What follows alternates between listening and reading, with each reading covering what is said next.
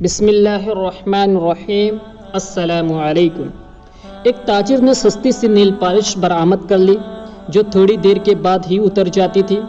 وہ مارکیٹ میں نہ چل سکی اور اس تاجر کا بہت نقصان ہو گیا۔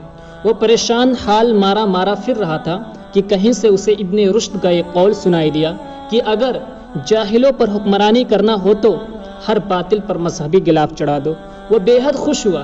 اس نے فوراً اشتہار دیا کہ اللہ کے فضل و کرم سے ہم نے حلال نیل پالش منگوا لی ہے جو وضو کرتے وقت بآسانی اتار دی جا سکتی ہے۔ یہ سنتے ہی عورتیں دھڑا دھڑ اس نیل پالش پر ٹوٹ پڑی اور اس تاجر کا کاروبار چمک اٹھا۔ اس نے کروڑوں کا منافع کمایا۔ ان پیسوں سے اپنے لیے ایک عظیم الشان محل تعمیر کرایا اور اس کے دروازے پر ایک تختی لگوائی جس پر لکھا تھا ھذا من فضل ربی۔